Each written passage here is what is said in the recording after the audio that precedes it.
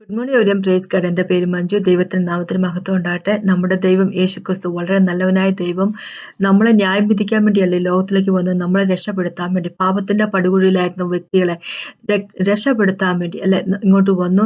നമ്മൾക്ക് വേണ്ടി cross of കാൽവരിയിൽ പാപമായിട്ട് തീർന്ന ദൈവം അല്ലെ, നമ്മൾക്ക് വേണ്ടി ഉയർത്തെഴുന്നേറ്റ് മരിച്ചു ഉയർത്തെഴുന്നേറ്റ ദൈവം, ഇന്ന് പിതാവിന്റെ പക്കത്തിരിക്കുന്ന ദൈവം, നമ്മൾക്ക് വേണ്ടി വാദിക്കുന്ന ദൈവം അല്ലെ.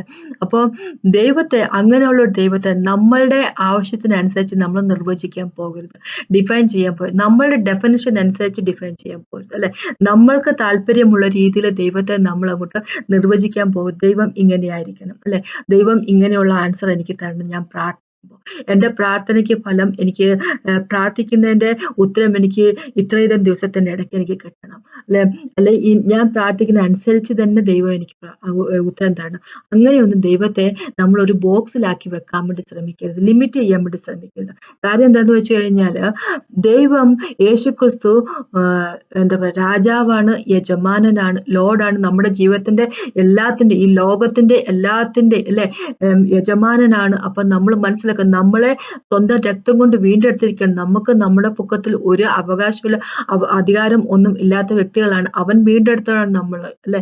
അപ്പൊ നമ്മൾ മനസ്സിലാക്കി പെരുമാറും. ഇപ്പൊ ഇനി നമ്മള് നമ്മളുടെ രീതിയിൽ ദൈവത്തെ അങ്ങോട്ട് നിർവചിക്കാൻ പോകുമ്പോ, ദൈവം ഇങ്ങനെയായിരിക്കണം എന്ന് തീരുമാനിക്കാൻ പോകുമ്പോ എന്ത് പറ്റുമെന്ന് വെച്ച് കഴിഞ്ഞാൽ, ദൈവം നമ്മൾ ഉദ്ദേശിക്കുന്ന രീതിയിൽ പ്രവൃത്തി ചെയ്തില്ല എങ്കിൽ അത് നമ്മളെ ഡിപ്രഷനിലേക്ക് കൊണ്ടുപോകും, ദൈവത്തിൽ നിന്ന് നമ്മളെ അകറ്റിക്കൊണ്ട് പോവുകയും ചെയ്യും അല്ലെ. അപ്പൊ അതിനുവേണ്ടി പിശാച് ഒരുപാട് പണികൾ ചെയ്യുന്നുണ്ട് അല്ലെ. മനുഷ്യരെ ദൈവത്തിൽ നിന്ന് ഒരുപാട് മാറ്റിക്കൊണ്ട് പോകാനുള്ള സകല പണി അവൻ ചെയ്യുന്നുണ്ട്. അപ്പൊ നമ്മുടെ മനസ്സിലേക്ക് ആവശ്യമില്ലാത്ത രീതിയിലുള്ള ചിന്താഗതികളും ആവശ്യമില്ലാത്ത രീതിയിലുള്ള എന്താ പറയുക വിചാരങ്ങളും, ദൈവത്തെ പറ്റിയുള്ള വിചാരങ്ങളും, ദൈവം നമ്മൾ സ്നേഹിക്കുന്നില്ല, അതുകൊണ്ടാണല്ലോ എനിക്ക് ആൻസർ തരായിരുന്നത്, പ്രാർത്ഥനയ്ക്ക് ആൻസർ തരാതിരുന്നത് അല്ലെ, മറ്റുള്ളവരെ ആൻസർ കൊടുക്കുന്നില്ല, എനിക്ക് തരുന്നത് ചിലപ്പോൾ അങ്ങ് ദൈവത്തിന് എന്നെ ഇഷ്ടമൊന്നും ഉണ്ടായിരിക്കത്തില്ല, അങ്ങനെ ദൈവം കരുണയുള്ളവരൊന്നും ആയിരിക്കത്തില്ല, ബൈബിൾ പറയുന്നത് വെറുതെ ആയിരിക്കും, അങ്ങനെയൊക്കെ ഉള്ള ഓരോ ചിന്തകൾ നമ്മുടെ മനസ്സിലേക്ക് ഇടുന്നത് അല്ലെ. അപ്പൊ ബൈബിൾ പറയുന്നത് മനുഷ്യർക്ക് ശരിയെന്ന് തോന്നുന്ന വഴിയുണ്ട്, പക്ഷെ അതിലേ പോയി കഴിഞ്ഞാൽ നമ്മൾ ചെന്ന് ചാടുന്നത് എവിടെയായിരിക്കും? മരണത്തിലായിരിക്കും അല്ലെ. അപ്പോൾ ദൈവത്തിൽ നിന്ന് അകന്നു പോകാനുള്ളത് ഇട ഉണ്ടാക്കരുത്. നമ്മളായിട്ട് ദൈവത്തെ എന്താ പറയാ നമ്മുടെ ചട്ടക്കൂട്ടിൽ നിർത്താൻ ശ്രമിക്കരുത്. അപ്പൊ അതാണ് ഇന്നത്തെ ടോപ്പിക്ക്. മുമ്പോട്ട് പോകുന്നതിന് മുമ്പായിട്ട് ഒന്ന് പ്രാർത്ഥിച്ച ശേഷം സംസാരിക്കും. കർത്താവേ, നന്ദി പിതാവേ, അങ്ങനെ പോലെ ഒരു ദൈവമില്ല കർത്താവ്. അങ്ങയുടെ സ്നേഹത്തോളം ഒരാൾക്കും ഞങ്ങളെ സ്നേഹിക്കാൻ സാധിക്കത്തില്ല. അങ്ങയുടെ മഹിമയോളം ഒരു വ്യക്തിക്ക് ഒരു മഹിമയില്ല കർത്താവേ. നന്ദി പിതാവ് കർത്താവ്, ഈ സമയത്ത് നന്ദി പറയുന്നു. നന്ദി കർത്താവ്, ഞങ്ങളെ സ്നേഹിക്കുന്നതിനായിട്ട്, ഞങ്ങളുടെ കൂടെ എന്നുള്ളതിനായിട്ട്, ഞങ്ങൾ ഒരിക്കൽ പോലും ഉപേക്ഷിച്ച് കളയാത്തതിനായിട്ട് കർത്താവേ നന്ദി പിതാവ് കർത്താവ്. ഞങ്ങൾക്ക് വേണ്ടി ഒരു ഭവനം തന്നെ വാർക്കുന്നതിനായിട്ട് നന്ദി പറയുന്നു കർത്താവ്. അങ്ങ് തിരിച്ചു വരും ഞങ്ങളെ കൂടെ കൂട്ടാനായിട്ട്. ഹോളി സ്പിരിറ്റ് ഗോഡിനോട് നന്ദി പറഞ്ഞു, പിതാവിനോട് നന്ദി പറഞ്ഞു, യേശുവിൻ നാമത്തിൽ ആമേൻ. നമുക്ക് ജോൺ എഴുതിയ സുവിശേഷത്തിൽ നിന്ന്, യോഹന്നാന്റെ സുവിശേഷം 7-ാമത്തെ ചാപ്റ്ററിൽ നിന്ന് 40 തൊട്ട് 52 വരെയുള്ള വാക്കുകൾ പെട്ടെന്ന് വായിക്കാം. യോഹന്നാന്റെ സുവിശേഷത്തിന്റെ 7-ാമത്തെ ചാപ്റ്ററിന്റെ 40 തൊട്ട് 52 വരെയുള്ള വാക്കുകൾ ഇങ്ങനെയാണ് പറയുന്നത്. പുരുഷാരത്തിൽ പലരും ആ വാക്ക് കേട്ടിട്ട് അവൻ സാക്ഷാൽ പ്രവാചകനാകുന്നു എന്ന് പറഞ്ഞു. അപ്പൊ ആ വാക്ക് കേട്ടിട്ടെന്ന് പറഞ്ഞാൽ എന്താന്ന് വെച്ച് കഴിഞ്ഞാൽ, ഇപ്പൊ യേശു നമുക്കറിയാം മിക്കവാറും തന്നെ ജെറുസലേമിൽ ഉണ്ടാവില്ല. അപ്പൊ ഈ സമയത്ത് കൂടാരങ്ങളുടെ പെരുന്നാൾ അല്ലെ, ഫീസ്റ്റ് ഓഫ് ടാബർനാക്കിൾ അത് നടക്കുന്ന സമയമാണ്, അതിന്റെ അവസാനത്തെ ദിവസം. അപ്പൊ യേശു എഴുന്നേറ്റ് നിന്നു കരഞ്ഞു എന്ന് പറഞ്ഞു. എന്താ പറഞ്ഞാല് ഒടുക്കത്തെ നാളിൽ, ഇപ്പൊ ഉത്സവത്തിന്റെ മഹാദിനമായ ഒടുക്കത്തെ നാൾ യേശു നിന്നുകൊണ്ട്, ദാഹിക്കുന്നവർ എൻ്റെ അടുത്തേക്ക് വരുവിൻ, വന്നു കുടിക്കുവിൻ, എന്നിൽ വിശ്വസിക്കുന്ന ഉള്ളിൽ നിന്ന് തിരുവെഴുത്ത് പറയുന്ന പോലെ ജീവജലത്തിന്റെ നദി ഒഴുകും എന്ന് പറഞ്ഞു. ഹോളി സ്പിരിറ്റ് ഗോഡിനെ പറ്റി പറയും. അപ്പൊ ഈ വാക്കെല്ലാം മറ്റുള്ളവർ കേട്ട് കഴിഞ്ഞപ്പോൾ, അവിടെ കൂടിയിരുന്നവർ കേട്ട് കഴിഞ്ഞപ്പോൾ, ഓ അദ്ദേഹം ഒരു പ്രവാചകനായിരിക്കാം എന്ന് പറഞ്ഞു. മറ്റു ചിലർ, 41-ാമത്തെ വാക്ക് പറയാം, മറ്റു ചിലർ ഇവൻ ക്രിസ്തു തന്നെ എന്നും, മറ്റു ചിലർ ഗലീലിയിൽ നിന്നോ ക്രിസ്തു വരുന്നു എന്നും ചോദിക്കും. ദാവീദിന്റെ സന്തതിയിൽ നിന്നോ, ദാവീദ് പാർത്ത ഗ്രാമമായി ബേത്ലഹേമിൽ നിന്ന് ക്രിസ്തു വരുന്നു എന്നു തിരുവെഴുത്ത് പറയുന്നില്ലയോ എന്ന് പറഞ്ഞു. അങ്ങനെ പുരുഷാരത്തിൽ അവനെ ചൊല്ലി ഭിന്നതയുണ്ടായി. അവരിൽ ചിലർ അവനെ പിടിപ്പാൻ ഭാവിച്ചു, എങ്കിലും ആരും അവന്റെ മേൽ കൈവച്ചില്ല.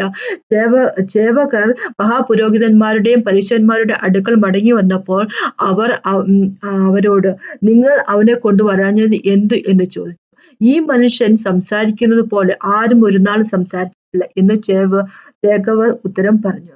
പരീശന്മാർ അവരോട്, നിങ്ങൾക്കും തെറ്റിപ്പോയോ?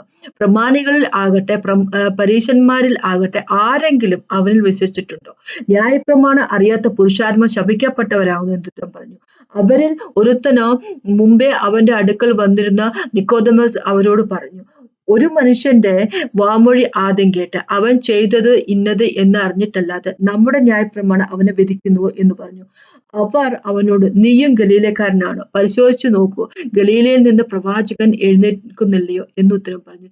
എഴുന്നേൽക്കുന്നില്ലല്ലോ എന്നുത്തരം പറഞ്ഞു. അതെ. അപ്പോ എന്താ പറയാ, ഇത് മനുഷ്യരുടെ ഇടയില് ആകപ്പാടെ കൺഫ്യൂഷൻ. ഇത് ക്രിസ്തു ആണോ, അല്ല എന്ന് വെച്ചാൽ മെസ്സയ ആണോ, രക്ഷകനാണോ, അല്ലെങ്കില് മെസ്സയ എന്നുള്ള വാക്കിന്റെ അർത്ഥം അനോയിന്റഡ് എന്നുള്ള, അഭിഷിക്തൻ എന്നുള്ളത്. അപ്പോൾ ഇത് ക്രിസ്തുവാണ്, രക്ഷകനായിട്ട് വന്നതാണോ, അതോ പ്രവാചകനാണോ എന്നുള്ള ഒരു കൺഫ്യൂഷൻ. ചിലർ പറയുന്ന അങ്ങനെയല്ല, ദാവീദിന്റെ കുടുംബത്തിൽ നിന്നല്ല വരുന്നത്. അപ്പൊ ഇദ്ദേഹം യേശു എന്ന് പറയുന്ന ആള് ഗലീലയിൽ നിന്ന് വന്ന ആളല്ലേ, അല്ലെ? അപ്പൊ ഇതെല്ലാം ഇവർക്ക് ഐഡിയ കിട്ടുന്നത് എവിടുന്നാന്ന് വെച്ച് കഴിഞ്ഞാല് പരീശന്മാരും ശാസ്ത്രിമാരും എന്താ പറയുക പ്രമാണിമാരും ഇവരെല്ലാം ഈ സാധാരണക്കാരായ മനുഷ്യരെ ടീച്ച് ചെയ്ത് വെച്ചിരിക്കുന്നത്, പഠിപ്പിച്ചു വെച്ചിരിക്കുന്നത് ഇങ്ങനെയാണ്, അല്ലെ? ഗലീലയിൽ നിന്ന് ആരും വരത്തില്ല, വാസ്തവം ഗലീലയിൽ നിന്ന് വരത്തില്ല. പക്ഷേ എന്താ പറയണേ, അവര് യേശു തന്നെ പറഞ്ഞിട്ടുണ്ട്, നിങ്ങൾ എന്നെ വിശ്വസിക്കേണ്ട കാര്യമില്ല, പക്ഷെ ഞാൻ ചെയ്യുന്ന പ്രവൃത്തി വിശ്വസിക്കും, അല്ലെ? എന്ന് വെച്ച് കഴിഞ്ഞാല് യേശു ചെയ്ത പോലെ അതുപോലത്തെ ഒരു കാര്യം അന്ന് ഒരാൾ പോലും ചെയ്യുന്നില്ല. മരിച്ചുപോയവരെ ഉയർത്തെഴുന്നേൽപ്പിക്കുക, കണ്ണ് കാണാത്ത ജനനം തൊട്ടേ കണ്ണ് കാണാതിരുന്ന ആൾക്കാരുടെ കണ്ണിന് കാഴ്ച കൊടുക്കുക, അല്ലെ? പിന്നെ എന്താ പറയുക, കുഷ്ഠരോഗിന് കുഷ്ഠം മാറ്റുക, ചുമ്മാ പറയുമ്പോഴേ കുഷ്ഠം മാറിപ്പോകുക, അങ്ങനെയുള്ള ഓരോ കാര്യങ്ങൾ യേശു ചെയ്യുന്നത് സ്വർഗരാജ്യത്തെ പറ്റി പഠിപ്പിക്കുക, അതൊന്നും ഒരു മനുഷ്യരും യേശുവിന് മുമ്പേ ചെയ്തിട്ടുള്ള കാര്യം അല്ല, അല്ലെ? എന്നിട്ടും കൂടെ ഇവര് വിശ്വസിക്കാൻ തയ്യാറാകുന്നില്ല. സാധാരണക്കാരൻ മനുഷ്യരോട് അങ്ങനെയാണ് പറഞ്ഞു കൊടുത്തിരിക്കുന്നത്, അല്ലെ? ഈ പരീശന്മാർക്കെതിരായിട്ട് ശാസ്ത്രിമാർക്ക് എതിരായിട്ടും സംസാരിക്കാൻ സാധാരണക്കാരായിട്ടുള്ള മനുഷ്യർക്ക് പേടിയായിരുന്നു. എന്താന്ന് വെച്ച് കഴിഞ്ഞാല് അവര് സിനഗോഗിൽ നിന്ന് അവരെ പേര് കട്ട് ചെയ്ത് വിടുമെന്നുള്ള പേടി, അല്ലെ? അപ്പൊ ഇവര് ഈ പരീശന്മാരും ശാസ്ത്രിമാരും സംസാരിക്കുന്ന പഠിപ്പിക്കുന്ന കാര്യങ്ങൾ ഇവരങ്ങോട്ട് പഠിച്ചു വെക്കുക, അല്ലെ? അങ്ങനെയാകുമ്പോ ഇവരുടെ യേശുവിനെ പറ്റിയുള്ള നോളജ് വളരെ ലിമിറ്റഡ് ആണ്. ദാവീദിന്റെ കുലത്തിൽ നിന്ന് തന്നെയാണ് യേശു വന്നത്, ബെത്ലഹേമിൽ തന്നെയാണ് ജനിച്ചത്. അതൊന്നും ഇവർക്ക് താല്പര്യമില്ല, അറിയാനായിട്ട് താല്പര്യമില്ല. ഇവർക്ക് ഇവരുടേതായിട്ടുള്ള ഒരു ഐഡിയയിൽ നിന്ന് തന്നെ എന്താ പറയണേ, അവരങ്ങോട്ട് ഓപ്പറേറ്റ് ചെയ്തുകൊണ്ടിരിക്കും. യേശു തന്നെ പറഞ്ഞിട്ടുണ്ട്, സ്ക്രിപ്റ്റേഴ്സ് എന്ന് പറയുമ്പോൾ ഓൾഡ് ടെസ്റ്റ്മെന്റ്, അല്ലെ? ഓൾഡ് ടെസ്റ്റ്മെന്റ് നിങ്ങൾ സെർച്ച് ചെയ്യുന്നു, എന്താന്ന് വെച്ച് കഴിഞ്ഞാൽ വചനം നിങ്ങൾ സെർച്ച് ചെയ്യുന്നു, എന്തിനാന്ന് വെച്ച് കഴിഞ്ഞാൽ നിങ്ങൾക്ക് അതില് നിത്യജീവൻ ഉണ്ടെന്ന് വിചാരിച്ചുകൊണ്ട്. പക്ഷെ വചനം പറയുന്നത് എന്നെ പറ്റിയാണ്, അല്ലെ? യേശു അതാ പറഞ്ഞു, എന്നെ പറ്റിയാണ് വചനം പറഞ്ഞത്. കാരണം എന്താന്ന് വെച്ച് കഴിഞ്ഞാൽ നിത്യജീവൻ വരുന്ന യേശുവിലാണ്, യേശുവിൽ മാത്രമേ നിത്യജീവനുള്ളൂ, അല്ലെ? എന്നിട്ട് കൂടെ അത് നമ്മള് എന്താ പറയാ, ജനസിസ് തൊട്ട് ഇങ്ങോട്ടുള്ളത് വായിച്ചു നോക്കുമ്പോൾ നമുക്ക് സകല പ്രോഫറ്റുമാരും വായിച്ചു നോക്കുമ്പോൾ നമുക്കറിയാം യേശുവിനെ പറ്റി തന്നെയാണ് പറഞ്ഞിരിക്കുന്നത്, അല്ലെ? പക്ഷെ എന്നിട്ടും കൂടെ ഇവർക്ക് മനസ്സിലാക്കാൻ താല്പര്യമുണ്ടായിരുന്നില്ല. ഇപ്പൊ ലൂക്കോസ് സുവിശേഷം 24ാമത്തെ ചാപ്റ്റർ നമുക്കറിയാം, ഈമോസിലേക്ക് 2 പേര് പോകുന്നു, അല്ലെ? ഈമോസ് എന്നുള്ള വില്ലേജിലേക്ക്, അല്ലെ? യേശുവിന് തന്നെ ഫോളോവേഴ്സ് ആയിരുന്ന ശിഷ്യന്മാരായിരുന്ന 2 പേര് യേശുവിന്റെ ക്രൂസിഫിക്ഷൻ എല്ലാം കഴിഞ്ഞതിന് ശേഷം അവർ ഈമോസിലേക്ക് പോകുമ്പോൾ അവര് വളരെയേറെ സങ്കടപ്പെട്ടിരുന്നു, അല്ലെ? യേശുവിനെ ക്രൂസിലേറ്റിന്റെ കാര്യത്തെപ്പറ്റി ഓർത്ത് വളരെ സങ്കടപ്പെട്ടുകൊണ്ട് അവർ അവരുടെ വില്ലേജ് ആയിട്ടുള്ള ഈമോസിലേക്ക് പോകുമ്പോൾ യേശു അവർക്ക് പ്രത്യക്ഷപ്പെടുന്നു, അവരോട് സംസാരിച്ചതിന് ശേഷം യേശു എന്താ മോസസിൽ നിന്ന്, അതായത് ജനസിസ് തൊട്ട് 5 ബുക്ക് എഴുതിയിരിക്കുന്ന മോസസ്, അവിടെ നിന്നും സകല പ്രോഫറ്റുമാരിൽ നിന്നും അവർക്ക് പറഞ്ഞു കൊടുക്കുന്നു, അല്ലെ? യേശുവിനെ പറ്റി തന്നെ പറഞ്ഞു കൊടുക്കുന്നു, അപ്പൊ ക്രൂസിഫിക്ഷനെ പറ്റി പറഞ്ഞു കൊടുക്കുന്നു. അപ്പോ അതിനുശേഷം അവരോടൊപ്പം ബ്രെഡ് ബ്രേക്ക് ചെയ്യുമ്പോൾ, ഭക്ഷണം കഴിക്കുമ്പോൾ അവരുടെ കണ്ണ് തുറക്കുന്നു. അപ്പൊ അവരിങ്ങനെ പറയുക, യേശു നമ്മളോട് സംസാരിച്ചപ്പോ, അല്ലെ, നമ്മളുടെ കൂടെ ഉണ്ടായിരുന്ന ആൾ നമ്മോട് സംസാരിച്ചു, നമ്മുടെ ഹൃദയത്തിൽ തീ കത്തുന്ന പോലെയായിരുന്നു, അല്ലെ? യേശു പറഞ്ഞത് ഓൾഡ് ടെസ്റ്റ്മെന്റിൽ നിന്നാണ്, യേശു എന്താ പറയുക, ഓൾഡ് ടെസ്റ്റ്മെന്റ് എന്നാണ് പറഞ്ഞത്, അല്ലാതെ ന്യൂ ടെസ്റ്റ്മെന്റ് എന്നല്ല. അപ്പൊ അത് യേശു എന്താ പറയുക, മോസസിൽ നിന്നും എല്ലാ പ്രോഫറ്റുമാരിൽ നിന്നും പ്രോഫറ്റിക് ആയിട്ടുള്ള ബുക്കിൽ നിന്നും എല്ലാത്തിൽ നിന്നും സംസാരിച്ചു കഴിഞ്ഞപ്പോഴേക്കും ഇവർക്ക് കാര്യം പിടികിട്ടിയെങ്കിൽ ഈ പരീക്ഷന്മാരും ശാസ്ത്രിമാരും രാവും പകലിരുന്ന് വായിക്കുന്ന കാര്യത്തിൽ നിന്ന് ഇവർക്ക് മനസ്സിലാക്കാൻ സാധിച്ചില്ല. യേശുവിനൊഴികെ ബാക്കിയെല്ലാം ഇവര് എന്താ പറയാ, ലോയിൽ നിന്ന് കണ്ടെത്തിയിട്ടുണ്ട്, അല്ലെ? എന്താ പറയാ, തോറയിൽ നിന്ന് ഇവർ കണ്ടെത്തിയിട്ടുണ്ട്. അവർക്ക് ദൈവത്തെ മാത്രം കണ്ടെത്താൻ സാധിച്ചില്ല.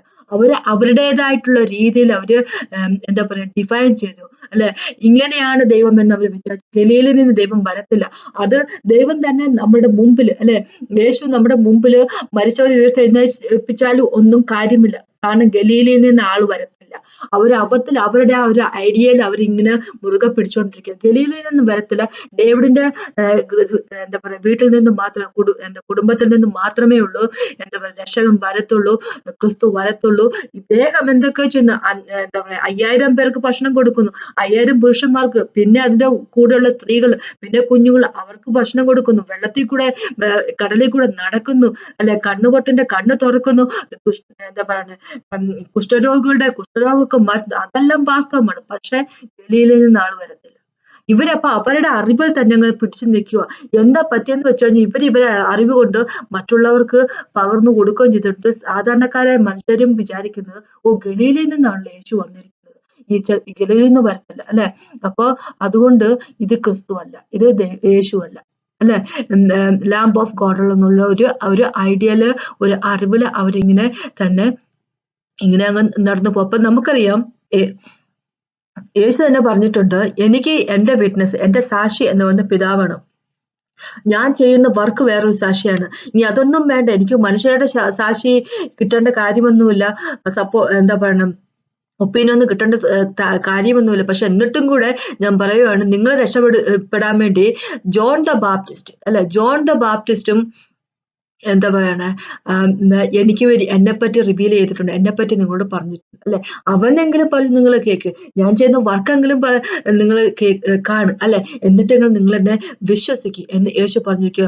നമുക്കറിയാം അപ്പോസ്തല പ്രവൃത്തിക്കകത്ത് 10ാമത്തെ ചാപ്റ്ററിൽ പീറ്റർ തന്നെ പറഞ്ഞിട്ടുണ്ട്, നിങ്ങൾക്ക് എല്ലാവർക്കും അറിയാമല്ലോ, അല്ലെ, ജോണിന്റെ ബാപ്റ്റിസം കഴിഞ്ഞതിന് ശേഷം തൊട്ട് ഗലീലയിൽ യേശു ഉണ്ടായിരുന്ന സമയത്ത് ആ കാര്യങ്ങളെ പറ്റി നമുക്ക് അറിയാമല്ലോ, അല്ലെ. ഞങ്ങൾ അതിനെല്ലാം വിറ്റ്നസ് ആണ്. ദൈവം യേശു ചെയ്തതിനെ പറ്റി എല്ലാ കാര്യങ്ങളും നമുക്ക് അറിയാവുന്നതാണ്. 37ാമത്തെ വാക്കോട്ട് വരുവാണെങ്കിൽ, പ്രവർത്തികളുടെ 10ാമത്തെ ചാപ്റ്റർ 37ാമത്തെ വാക്കോട്ട് ഇങ്ങോട്ട് വരുവാണെങ്കിൽ ഇങ്ങനെ പറഞ്ഞിരിക്കുന്നത്, യേശുവിനെ പിതാവ് നസറേക്കാരനായ യേശുവിനെ പരിശുദ്ധാത്മാവിനാലും ശക്തിയാലും അഭിഷേകം ചെയ്തു ദൈവം, അല്ലെ.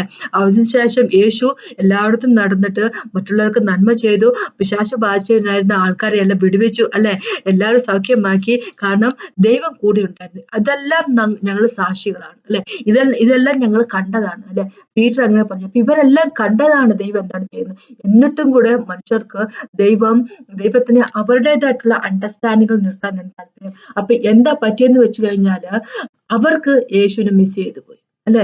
യേശു അത്രയും വലിയ വർക്ക്, സ്വർഗത്തിൽ നിന്ന് ദൈവം ഭൂമിയിലേക്ക് ഇറങ്ങി വന്നിട്ട് അത്രയും വലിയൊരു വർക്ക് ചെയ്തിട്ട് അവർക്ക് മിസ് ചെയ്തു പോയി ദൈവത്തെ, അല്ലെ. ദൈവത്തിന്റെ ഒപ്പം കൂടെ ആയിരിക്കാൻ സാധിച്ചിട്ടില്ല. അതാണ് യേശു പറഞ്ഞു, ഞാൻ പോവുകയാണ്, കുറച്ച് സമയത്തിനുള്ളിൽ ഞാൻ പോകും, പക്ഷെ ഞാൻ ആയിരിക്കുന്ന സ്ഥലത്ത് നിങ്ങൾക്ക് എത്താൻ സാധിക്കത്തില്ല എന്ന് പറഞ്ഞിരിക്കുക. അപ്പൊ നമ്മൾ വിശ്വസിച്ചില്ല എങ്കിൽ, കണ്ടിട്ട് പോലും വിശ്വസിക്കാൻ സാധിക്കത്തില്ല, അവർക്ക് സാധിച്ചില്ല. കാണാതെ വിശ്വസിക്കുന്നവൻ അനുഗ്രഹിക്കപ്പെട്ടവർ, അല്ലെ. കണ്ടിട്ട് പോലും വിശ്വസിക്കാൻ സാധിക്കുന്നില്ല. അപ്പൊ നമ്മൾ അങ്ങനെ ആകരുത്. ദൈവം നമ്മുടെ ജീവിതത്തിൽ ഓരോ പ്രവർത്തികൾ ചെയ്യുമ്പോൾ നമ്മുടേതായിട്ടുള്ള രീതിയിൽ നമ്മൾ അതിനെ നിർവചിക്കാൻ ശ്രമിക്കരുത്, അല്ലെ. മറ്റുള്ളവരുടെ ജീവിതത്തിൽ ദൈവം ചെയ്യുന്ന കാര്യങ്ങൾ കണ്ടുകൊണ്ട് അതുപോലെ ആയിരിക്കണം എന്റെ ജീവിതത്തിൽ നമ്മൾ ഒരിക്കൽ പോലും വിചാരിക്കാൻ പോകരുത്. അപ്പൊ അങ്ങനെ നമ്മൾ വിചാരിക്കാൻ പോവാണ് എന്ത് പറ്റുമെന്ന് വെച്ച് കഴിഞ്ഞാല് നമ്മള് ദൈവത്തെ മിസ് ചെയ്തന്നെ ചെയ്യും, അല്ലെ. നമ്മള് എന്താ പറയണ, ഞാൻ പ്രാർത്ഥിക്കുമ്പോൾ യേശുക്രിസ്തു എനിക്ക് ഇങ്ങനെ തന്നെ പ്രയർ ആൻസർ ചെയ്യണം, അല്ലെ.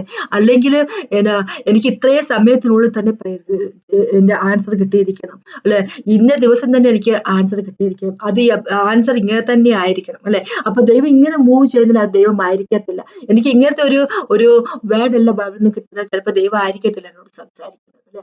അങ്ങനെയൊക്കെ ഉള്ള രീതിയിൽ നമ്മൾ അങ്ങ് ആയി മാറുമ്പോൾ നമ്മൾ അങ്ങനെ ഇന്റർപ്രിറ്റ് ചെയ്യുമ്പോൾ, ഡിഫൈൻ ചെയ്യുമ്പോൾ എന്ത് പറ്റുമെന്ന് വെച്ച് കഴിഞ്ഞാൽ ദൈവത്തിൽ നമ്മൾ ഒരുപാട് അകലത്തിലായിരിക്കും, അല്ലെ. അപ്പൊ എത്രയോ പേര് ഇങ്ങനെ പറഞ്ഞു കേട്ടിട്ടുണ്ട്, എന്താ പറയുക, അവർക്ക് ആവശ്യമുള്ള ഒരു പ്രേരണ വേണ്ടി, അല്ലെ, അവര് പ്രാർത്ഥിച്ചു, പക്ഷെ അങ്ങനെ നടന്നില്ല. ആ ഒരു കാരണം കൊണ്ട് അവർ ദൈവത്തിൽ നിന്ന് മാറിപ്പോകുന്ന എത്രയോ പേരുണ്ട്, അല്ലെ. ബാക്ക്സ്ലൈഡ് ചെയ്തു പോകുന്ന എത്രയോ പേരുണ്ട്. ഉദാഹരണമായിട്ട് പറയുകയാണെങ്കിൽ പലരുടെയും രോഗശാന്തിക്ക് വേണ്ടി പ്രാർത്ഥിച്ച ശേഷം അപ്പൊ അവര് പ്രാർത്ഥിച്ച പോലെ രോഗശാന്തി കിട്ടാതിരിക്കുമ്പോൾ, അപ്പൊ ആള് മരിച്ചു പോകുന്ന സിറ്റുവേഷൻ വരുമ്പോ കുടുംബത്തിലുള്ളവർ എത്രയോ പേര് ഈ ദൈവത്തിന്റെ യേശുവിൽ നിന്ന് മാറിപ്പോകുന്ന അവസ്ഥ ഉണ്ടായിട്ടുണ്ട്, അല്ലെ. ഒരു വ്യക്തി എപ്പോൾ ജനിക്കണമെന്നും ഒരു വ്യക്തി എപ്പോൾ മരിക്കണമെന്നും തീരുമാനിക്കാൻ ദൈവമാണ്, അല്ലെ. സ്വർഗത്തിന്റെ താഴെയില് ഭൂമിയുടെ മുകളിൽ എല്ലാത്തിനും ഒരു കാലം വെച്ചിരിക്കുന്നത്. ജനിക്കാനൊരു സമയം, എന്താ പറയുക, മരിക്കാനൊരു സമയം, വിതയ്ക്കാനൊരു സമയം, കൊയ്യാനൊരു സമയം. അതാണ് ദൈവം പറഞ്ഞിരിക്കുന്നത്. അപ്പൊ ദൈവത്തിനറിയാം ഏത് ആള് ഏത് സമയത്തും മരിക്കണം, ഏതാള് എപ്പോൾ സുഖമാക്കപ്പെടണം എന്നുള്ള കാര്യം. അല്ലെ.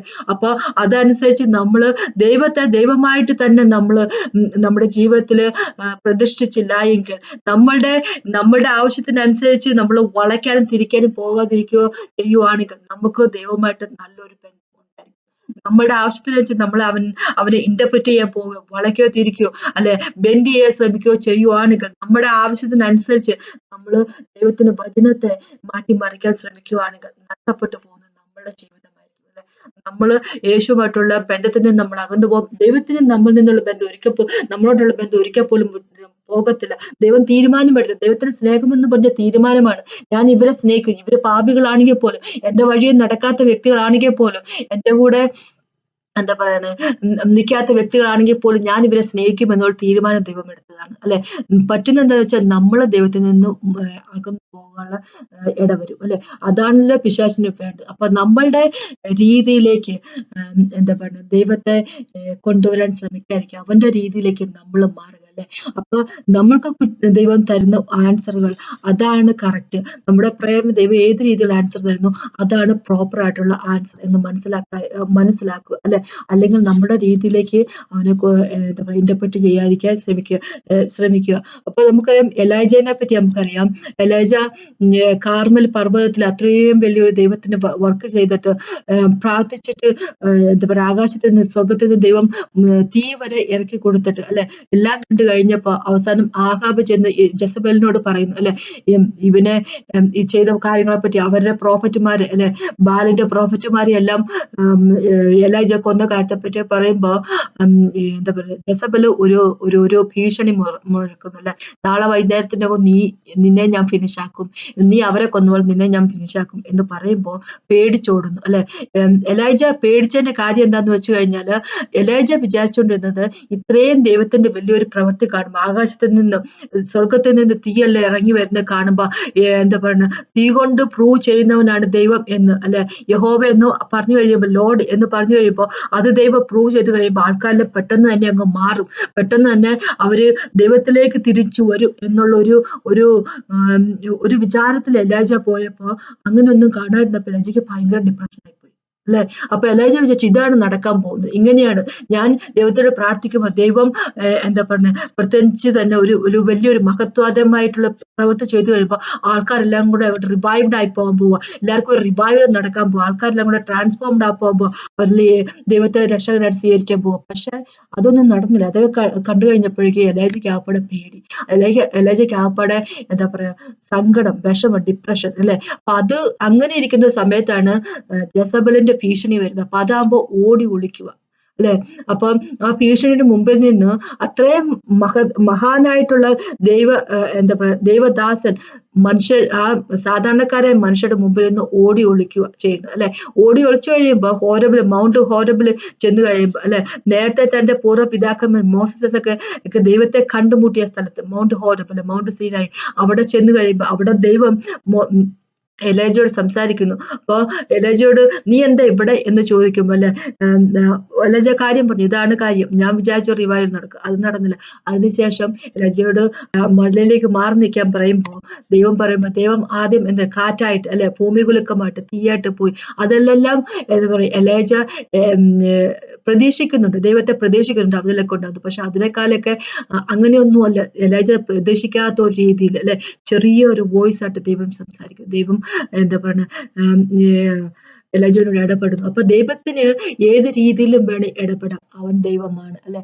നമ്മളായിട്ട് എന്താ പറയണ ഇന്റർപ്രറ്റ് ചെയ്യാതിരിക്കുക അല്ലെ. ഇങ്ങനെ ആയിരിക്കണം ദൈവം, ഇങ്ങനെ ആയിരിക്കണം, ഇങ്ങനെ അല്ലെങ്കിൽ ദൈവത്തിൽ നിന്നുള്ളതല്ല.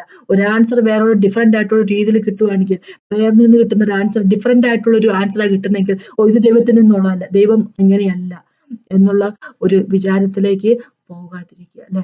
അതാണ് എനിക്കിന്ന് പറയാനുള്ളത് അല്ലെ. അപ്പൊ ഒന്ന് പ്രാർത്ഥിച്ചു നിർത്താം. കർത്താവേ സമയത്തിനായിട്ട് നന്ദി പറയുന്നു കർത്താവ്. അങ്ങനെ പോലൊരു ദൈവമില്ല കർത്താവ്. അങ്ങനെ സ്നേഹത്തിനായിട്ട് നന്ദി പറയുന്നു കർത്താവ്. ഞങ്ങളുടെ കൂടെ എന്നുള്ളതിനായിട്ട് നന്ദി പറയുന്ന കർത്താവെ. എന്നെ കേട്ടുകൊണ്ടിരിക്കുന്ന ആൾക്കാരെല്ലാം ഓർത്ത് പ്രാർത്ഥിക്കുന്നു കർത്താവെ. അങ്ങനെ തന്നെ അവർക്ക് വെളിപ്പെടുത്തി കൊടുക്കണമെന്ന് അപേക്ഷിക്കുന്നു. ഞങ്ങൾ ഒരു കാരണവശാലും കർത്താവ് അങ്ങനെ ഇന്റർപ്രറ്റ് ചെയ്യാൻ, ഞങ്ങളുടെ രീതിയിൽ ഡിഫൈൻ ചെയ്യാൻ, ഞങ്ങളുടേതായിട്ടുള്ള രീതിയിൽ ഡെഫിനിഷൻ അങ്ങേക്ക് തരാനായിട്ട് ഇടവരുത്താതിരിക്കട്ടെ കർത്താവ്. അങ്ങനെ ഒരിക്കൽ പോലും ഞങ്ങൾ ലിമിറ്റ് ചെയ്യാനുള്ള ഒരു ബുദ്ധി ഞങ്ങൾക്ക് ഉണ്ടാകാതിരിക്കട്ടെ കർത്താവ്. Thank you Jesus Lord. എന്നെ കേട്ടോണ്ടിരിക്കുന്നവരോട്ട് പ്രാർത്ഥിക്കുക, അനുഗ്രഹിക്കണം, അപേക്ഷിക്കുന്നു യേശുവിൻ നാമത്തിൽ. കേട്ട നന്ദി. ദൈവത്തെ മഹത്വം.